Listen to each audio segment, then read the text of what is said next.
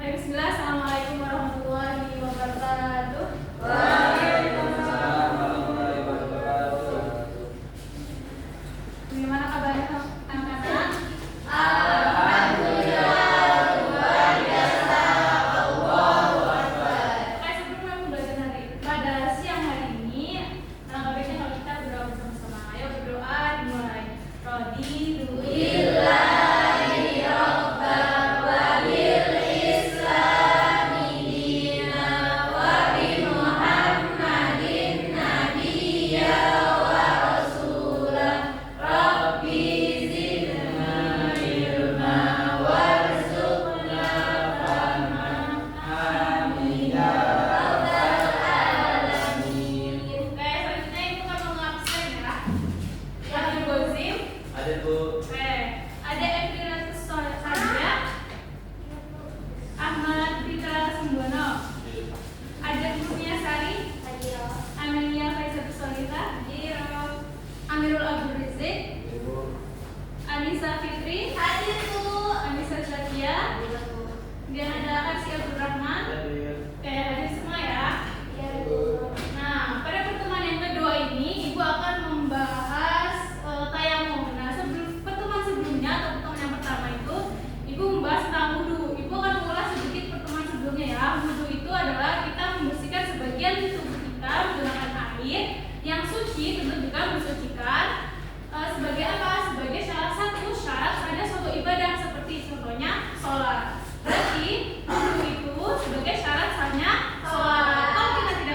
Kalau kita tidak wudhu berarti sholatnya kita tidak sah. Ya betul. Nah, gimana kalau misalnya kita dalam suatu perjalanan dan di situ tidak ada air, gimana kita wudhunya?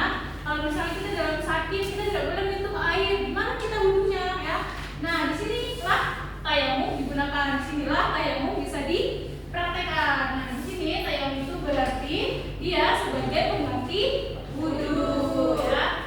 Kemudian apa sih dalilnya? Tayamum itu ada di surah An-Nisa ayat 43. Allah berfirman tentang tayamum, jika sakit atau dalam perjalanan atau tidak menemukan air, maka bertayamumlah dengan tanah suci. Jadi tayamum itu menggunakan tanah suci atau bisa dikatakan juga dengan debu ya. Ada hadis Rasulullah SAW juga. Rasulullah bersabda, tanah suci itu adalah alat bersuci meskipun kamu tidak menemukan air selama 10 tahun. Jadi suci itu menggunakan debu atau menggunakan tanah ya, debu. Nah, kemudian selanjutnya, kapan sih tayamum itu dibolehkan? Kapan sih kita harus bertayamum? Nah, di sini ada yang pertama, ketiadaan air. Maksudnya gimana? Tidak ada air sama sekali atau tidak cukup untuk bersuci. Misalnya nih, kita dalam sebuah perjalanan yang sangat jauh, dan kita hanya mempunyai 1 gelas air, dan itu pun hanya untuk minum saja. Gimana? Apakah itu untuk wudhu atau untuk minum? Nah, dalam kondisi seperti ini kita bisa menggunakan tayamum ya. Nah, kemudian yang kedua ada bahaya penggunaan air. Maksudnya gimana? Sakit parah, luka atau tidak ada air.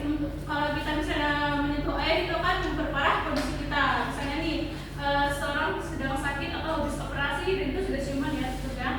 Nah, kita tidak boleh menyentuh air, atau misalnya kalau kita menyentuh air itu kita akan memperparah keadaan tersebut. Nah, disitulah dalam kondisi seperti inilah tayamum bisa digunakan. Kemudian yang ketiga ada suhu terlalu dingin.